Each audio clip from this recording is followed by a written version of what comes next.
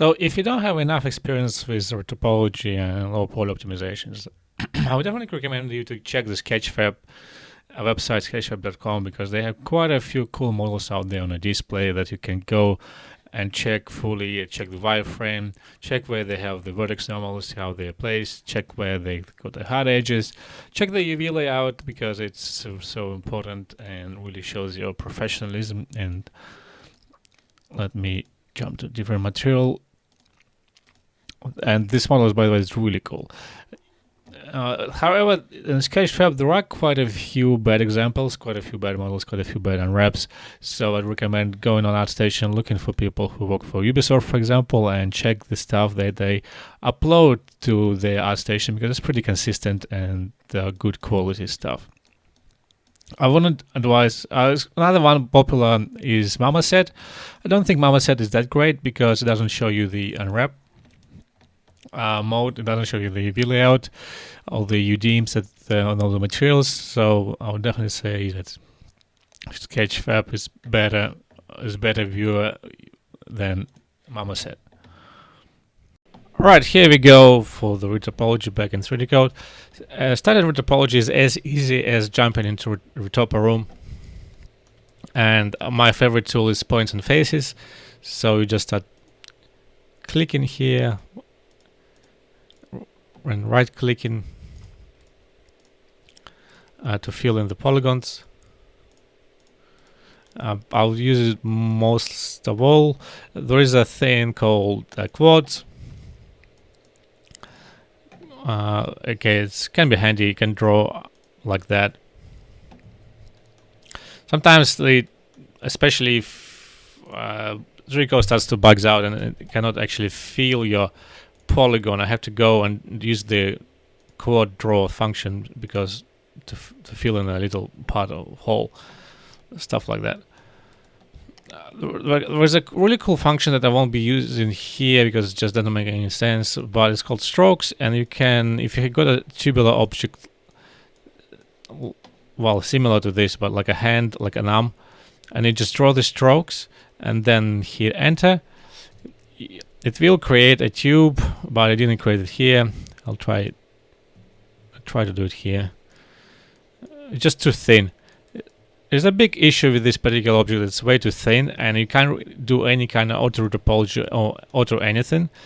Well, you kind of want to avoid doing any kind of auto stuff on your props anyway, especially if you're trying to achieve like a production quality and make it all nice and proper. You still have to manually do it. Maybe if I were to do an indie game, just like with somebody where I need to output a whole bunch of props, I would run and do everything super quick, and I would use some dirty options like decimation and some order UV and just doing it super quick and dirty. I would do that, but in a traditional kind of pipeline, we all doing this tedious spots where we go in and making sure everything is readable, easy to understand, this whole shaping.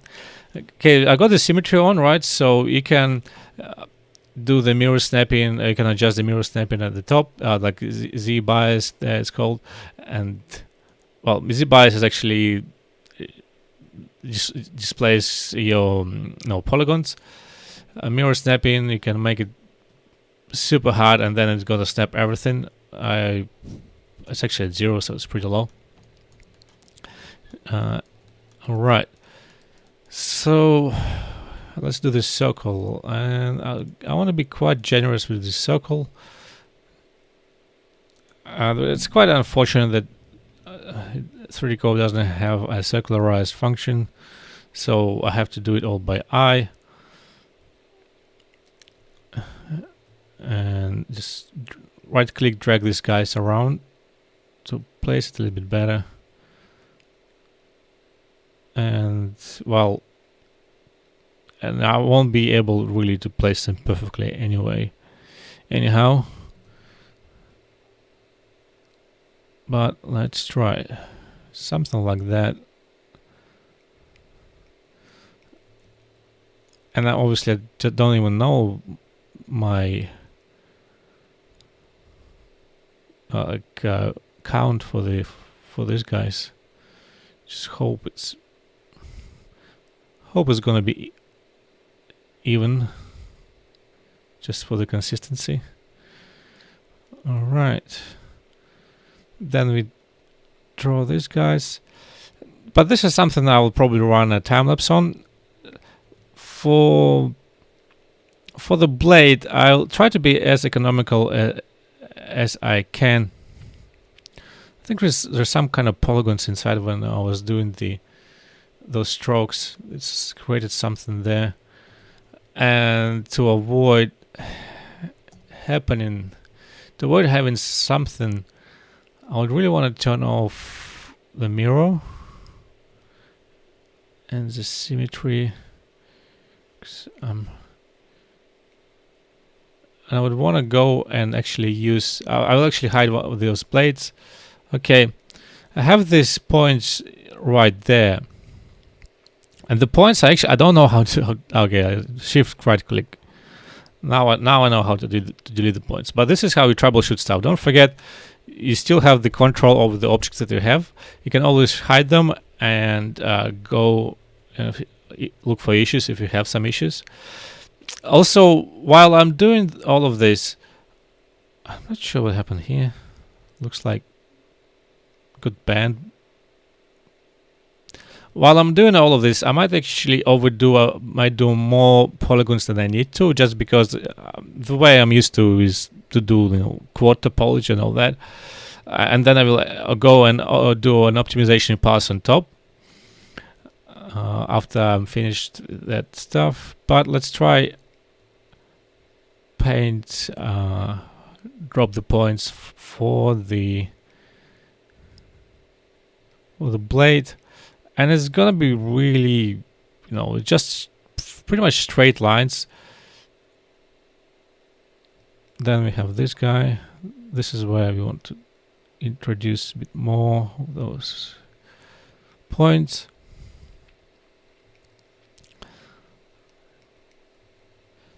The topology tools haven't changed for a long time.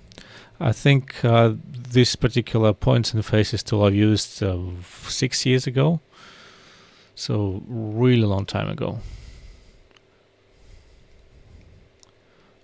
Right.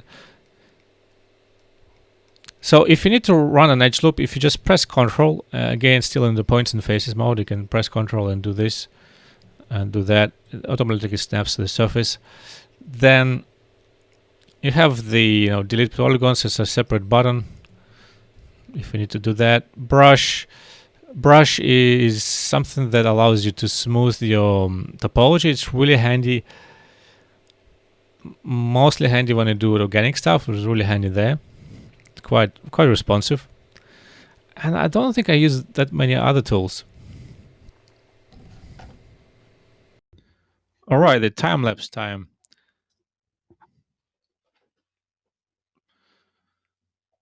As it goes at about 4x speed. And yes, I'm using just the points tool. I found a few of the dots somewhere and was trying to delete them. And sometimes there's wrong dots. They're a bit tricky to delete. You press Shift Control, stuff like that, but they just don't hit delete it. I don't know. Okay, and I would say I've used originally I've used 3DCoat as a retopology tool, and I was starting from 7 years ago. It did improve. I mean, there was basic tools like I'm using right now. They haven't changed for forever, but you do have other functionalities today, like you can extrude stuff and you can model a little bit. So originally I was thinking that I'll have to use Blender to do certain type of modeling for the holes, for example, for the extrusion of the holes.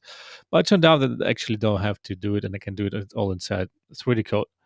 And also I thought that I'd have to use Blender to, essentially to do the hard and soft edges.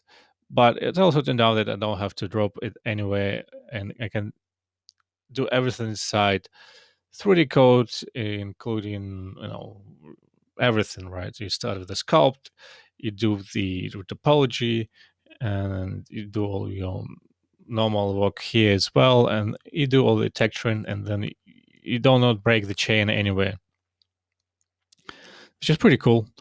You do have to learn the 3D code way though, and 3D code ways of doing stuff is a little bit tricky. And truth to be said, I re-recorded like certain parts of this tutorial like 4 or 5 times, because it's just like essentially I actually did stuff in Blender, then I brought it back.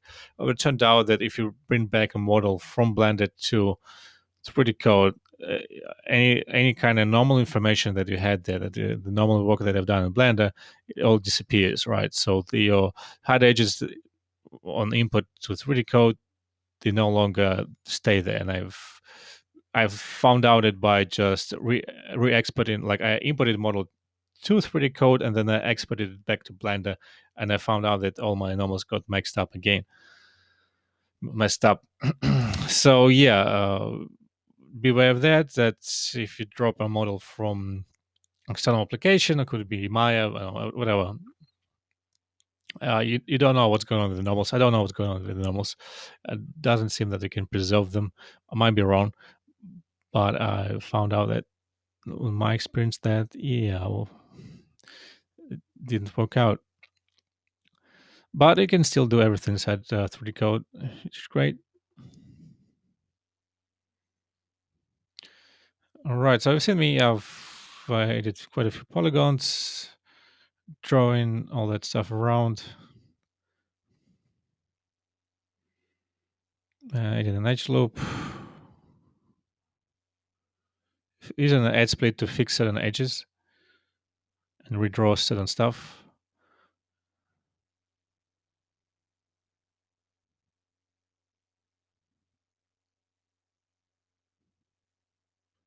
I'm just playing around with the materials because I thought I couldn't see well uh, through the like black metal. Okay, this is here. I'm like drawing this circle, and the annoying thing with 3D code that well, you draw the circle, but there is no way to really make it really circular. Well, at least I don't know if there is a way, but it doesn't look like there is one. So that's why I wanted to use Blender at one point, so I could also, drop it inside Blender and use a circularize tool to make it a perfect circle, not like a hand painted one.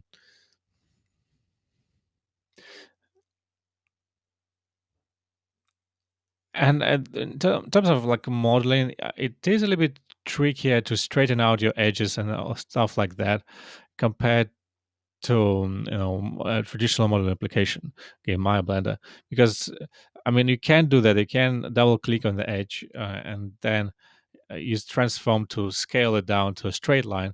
It's just a little bit more cumbersome, honestly. It doesn't peak it that well sometimes, and uh, maybe you just need a bit more practice with that stuff. But I didn't find it that convenient, honestly.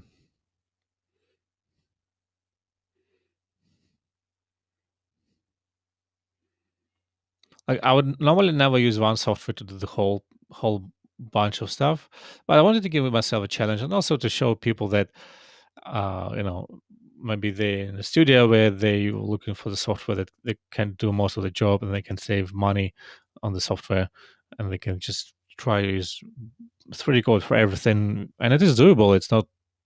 It doesn't make you super handicapped or anything. It can slow you down, bit of a learning curve to do all of this stuff, but it's definitely not definitely a thing that you can do. You can use you can use it for everything from start to finish. Um, and I would like then you can implement free software as Blender to do stuff where you just need to group it all correctly, manage your assets together. I wouldn't use 3D code for that, but just like to double check that you have your props in the middle of the I mean, in middle of the world. Double check that you have some all scaled correctly. Well, you can always, uh, I would say, 3D code is pretty cool at dealing with them. How would you say? The measurements, you can always check the measurements of the model. You can always check the scale of the model, which is really really nice. I still probably bit more used to the old school way of dropping everything inside a traditional 3D modeling application and checking that everything is fine there.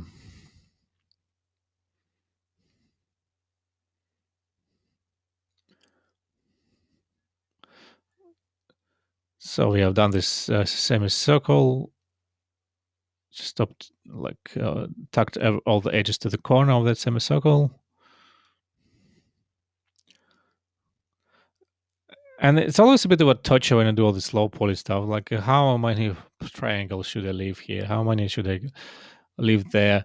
Especially because it's a demo and I need to show my best. And again, in setting where if to do it in production, or maybe you doing it as a model that I'm just going to be using as a prop environment, I wouldn't be that nitpicky. But sometimes I have to just here I have to think and think, and it slowed down me a little bit.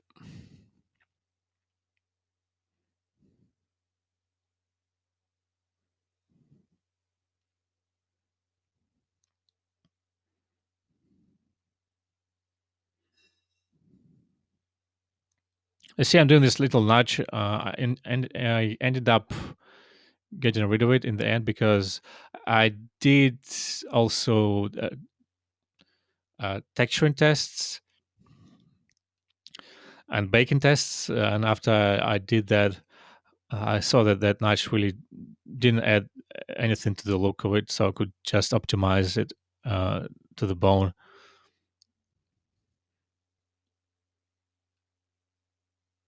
And it's actually pretty cool that inside 3DCoat you can do that. You can do the low poly model, then quickly unwrap it. And unwrapping here is super quick. I mean, you can do just auto unwrap, or pretty decent auto unwrap. You do it, drop it inside texture in space, bake it, check that everything is fine.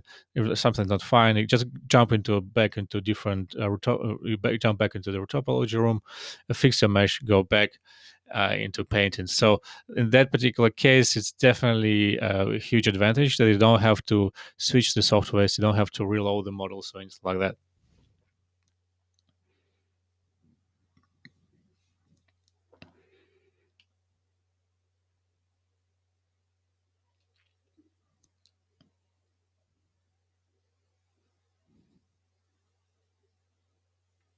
So I found that I had too many edge loops at the top of the knife and decided to just snap them together.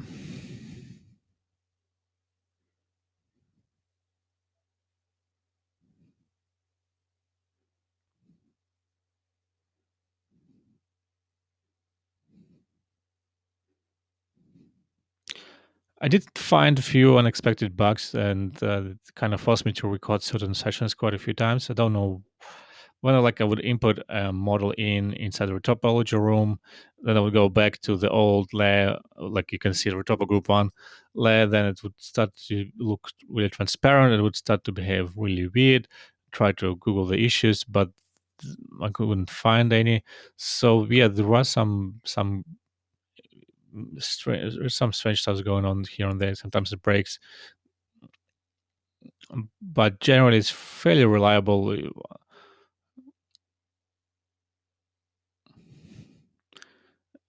And there are some cool and interesting things you can do in texture in space that I'll show later.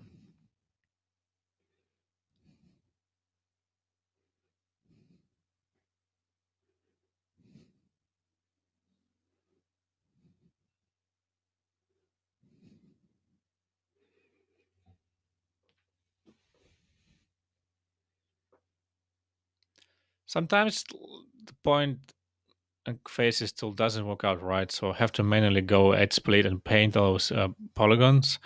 The points and faces, it depends a lot on the diameter of your brush, but also it just doesn't work right sometimes. You just don't have an explanation for that. It's like randomly works, randomly doesn't.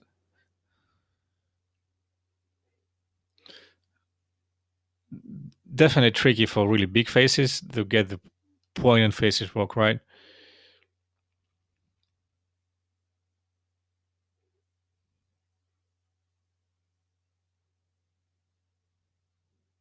And also, I picked this particular, probe Machete because it had this super thin surface, and that I thought it would be a huge challenge for well for 3D code. Uh, well, I mean, a challenge for anything because when you get a super thin, like low poly object that you also have to bake, uh, I was afraid, for example, that this mirror snapping would snap it off too much. I wouldn't be able to do anything. But apparently, if you keep mirror snapping at fairly low, like percentage, like I have it at the top at 10%, set at 10%. By default, I think it's like at 40 or 70. But if you put it at pretty low percentage, like I think it would put it low at like 5 later on or 4, and you can still deal with super thin objects without too much trouble.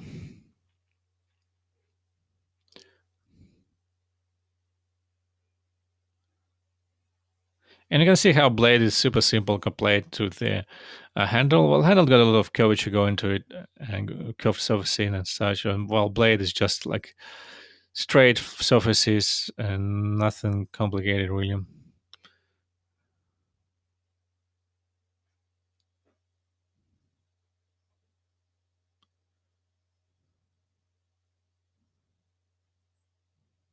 I think I just managed to delete this rock point that is floating in the air, like pressing like shift control. But I usually just don't bother. They're like floating around. They uh, do not mess it up too bad.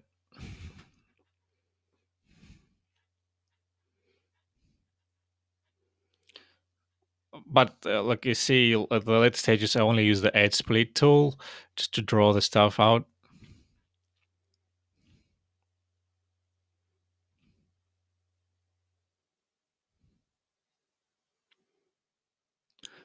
Because I had a mirror snap and set at such a low values, I had to go around and fix that edge, that symmetry edge in the middle, quite a bit.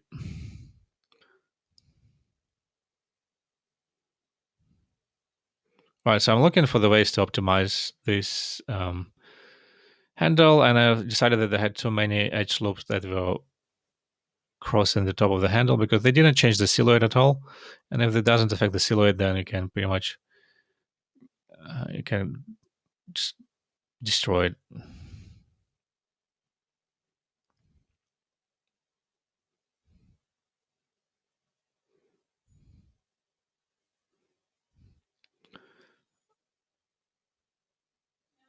I had that little kind of edge going in the high poly model that I was trying to replicate with the low poly. I think I kind of overdid it because there wasn't that much of a silhouette changer. And I was thinking about using creating a hard edge there, but then I was like, okay, I don't really need a hard edge there.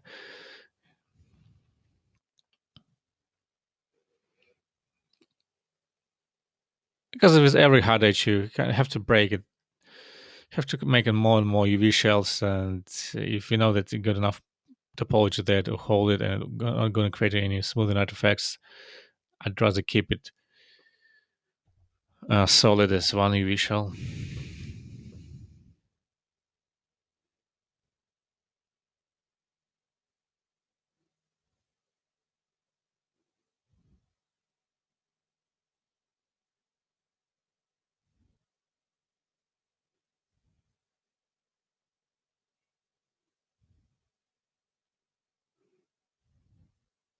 Yeah, just spacing them out, a slightly better fashion. All right, so that does happen quite a bit when you by accident drag something in 3DCoat, and it kind of snaps to something else. It creates a problem. I think I actually had to record one piece where it kind of snapped through the whole mesh, and I just couldn't undo. And I just had to abort the whole recording and go back and uh, start recording all over again.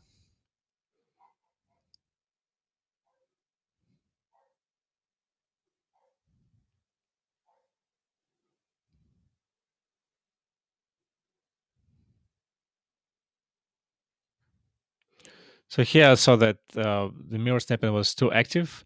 So actually I ended up mirror snapping at 1% because it was again snapping most of like bottom of the blade.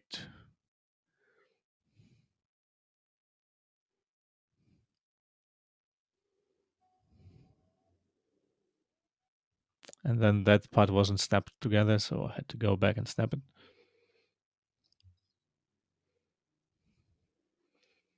You cannot put it mirror snapping on 0%. It just doesn't allow you to do the zeros. But you can put it down as low as 1.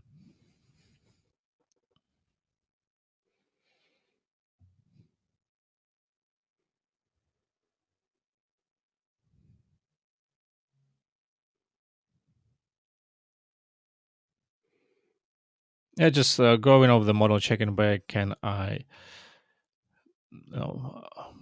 modify stuff. So I decided just to change the opacity to 100%, to go and see what to fix. And I was also hiding the voxel sculpt, but I didn't hide it for too long.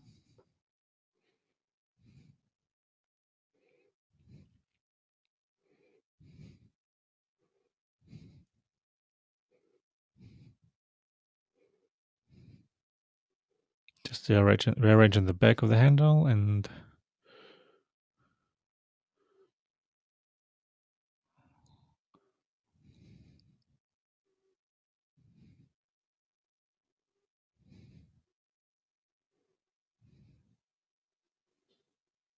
I would turn it off just to, because sometimes I would forget the structure of the whole high poly model. So I need to take a look how it looks in high poly to see if I'm doing stuff right.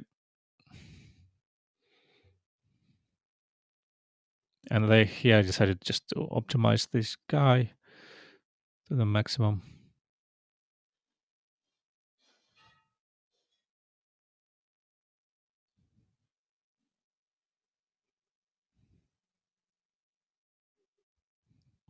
Okay, I thought there were a few.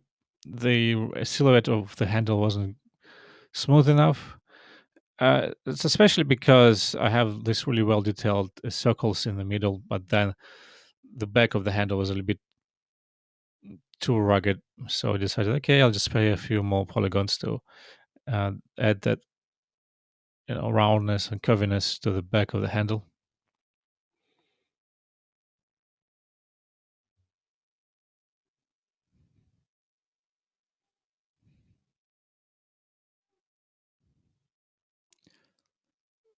There is a relaxed brush that's really handy for organic objects because it can. Here I have to tweak everything by hand to make it all look nice. But with the relaxed brush, you can really just press shift and using the brush radius go over the model and it will fix the topology and make it really nice and fluent. Really great for organic topology stuff.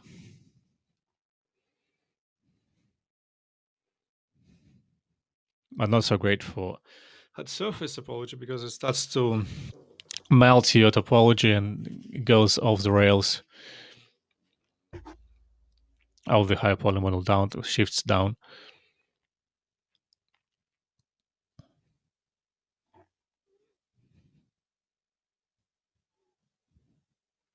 Right here, I decided to do the inner circle and doing it by hand using the add split tool, which is a bit of a tedious or horrible way of doing it. So you can extrude it by selecting the edge loop, and I will show it in a few seconds. So this is the time lapse is about to finish. So I'll leave it to you guys before I start talking over in real time again.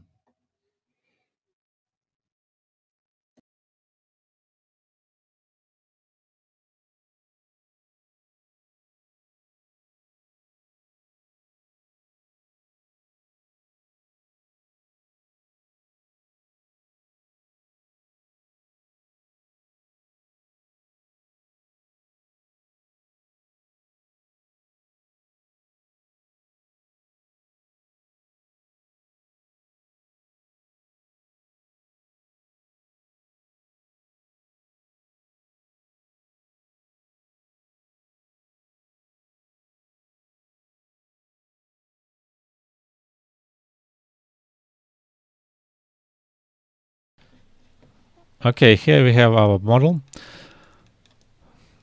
What I want to do is I want to select the circles on the left side and do an extrusion to the middle. And I'll switch the selection mode to edges. Then I'll just shift. I'm right now in a brush selection mode. So shift click this and shift click that. By the way, 3DCoat is pretty cool at picking these kind of edge loops that have triangles on them, which is not, something actually, it's not something ordinary, I would say. So let's go and extrude it. Free extrude. I don't want to go too far because it actually creates some issues. If you go a bit too far, issues on symmetry. And hit apply, it's good enough. Then let's activate symmetry, and then let's apply symmetry to the current layer. Okay, let's turn off the symmetry. Looks pretty good. And there we go for our whole Retopo stage. Well,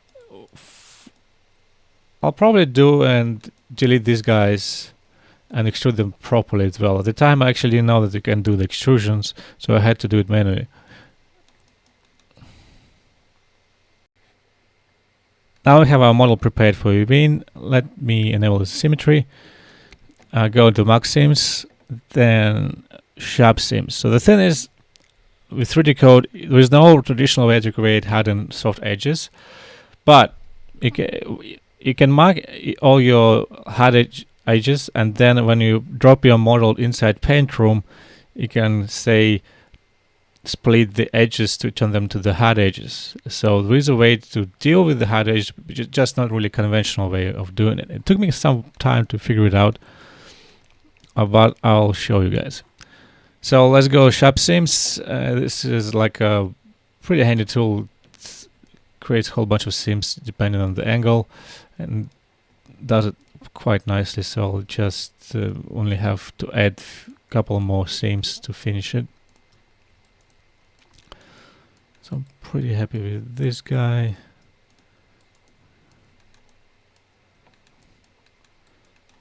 I think I'll just add this guy too.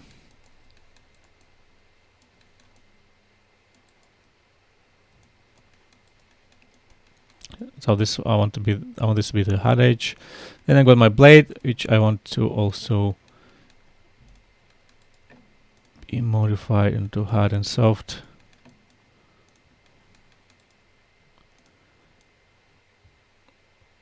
All right. You can see it's super quick doing this stuff. I think we don't have anything in front, so I'll turn off the symmetry here because it's, I know, the front is done. So it looks like a pretty good model.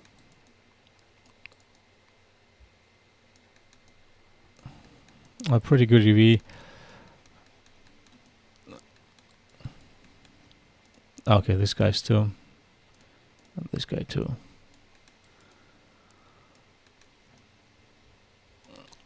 I was thinking, because I actually had issues, I already unwrapped this model before, and I did have issues with some stretching happening in front of the handle. So I'll just go and do the full edge loop right here, which I don't really want to turn this into a hard edge because it doesn't really make sense, but it will be turned to a hard edge anyway.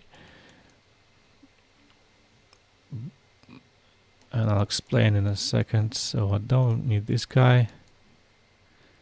And I just like Control Shift click on the whole edge loop and it disappeared. So now I want to unwrap this whole thing. I'll go into Windows, pop-ups, UV preview. Then I hit just unwrap button right here. And it does a pretty decent job on doing this stuff. Not sure about these two guys. Oh, okay, I forgot to put UV seams for the inner circles. And let's just do it right now.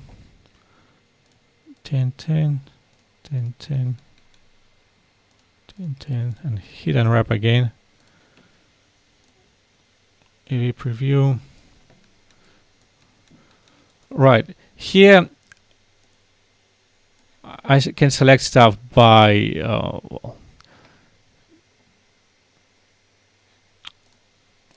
clicking on that, using either like rectangular selection or brush selection, where you just can drag over and do stuff. I'll spend some time trying to pack it a little bit nicer, and yeah. Okay, here I go and start to pack all of it.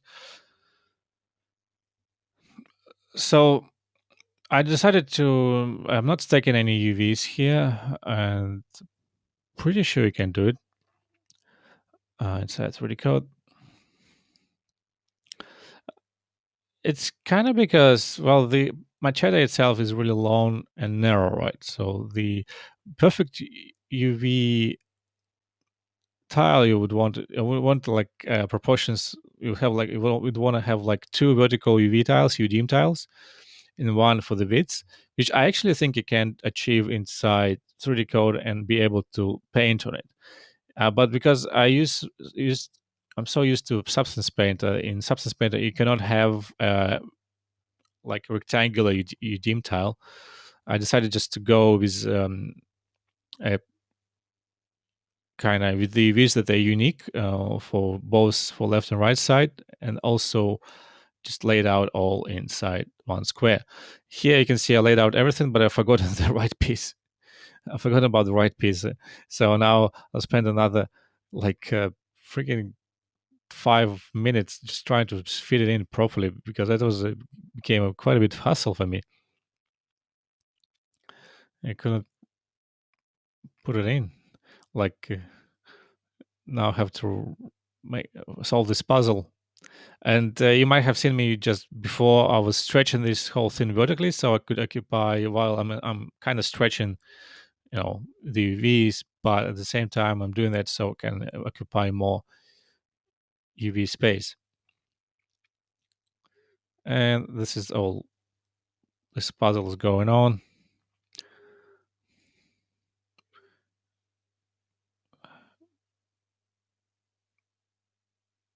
And this was looking fine as well. I just decided like, okay, what's a better way to rearrange it, because I'm doing it on video, so I gotta look really good. Okay, so maybe I can do it differently. And here I was just testing with all those tiles.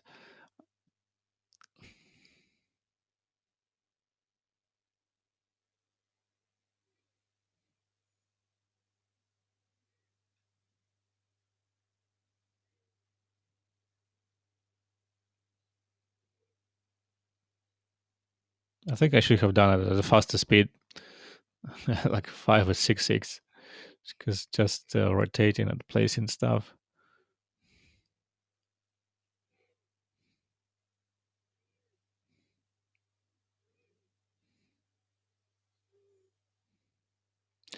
I myself used to be a big user of UV layout, headers UV layout.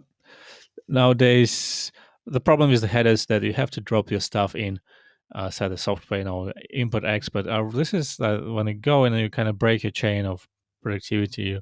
Import export stuff is really detrimental to productivity, I think. So I try to keep it all in one software as much as I can, like do like low poly in Maya and then UV it in Maya as well.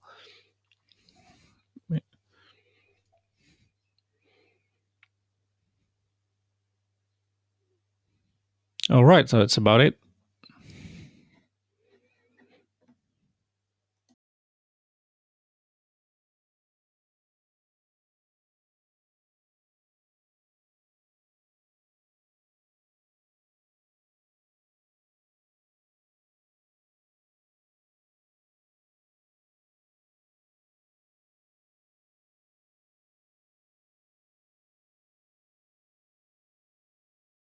All right, so I'm really happy with this layout. So let's now just drop it inside the paint room. So what you do, you have to go into Bake menu and say update paint mesh with Retopo mesh. Hit again, don't save. Normal map software preset. I picked Unreal Engine. By default it is unknown, so always Unreal. Then I clicked here, set sharp edges, split nubbles of the UV sims, essentially creating your hard edges, and everything else is going to be smooth. And yeah, click OK. 2K is good for me.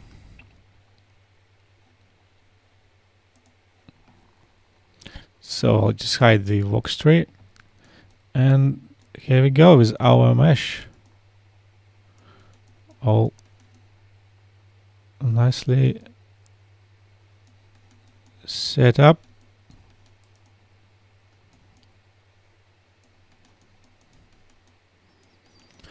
And in the next video I will go and talk about the texturing part.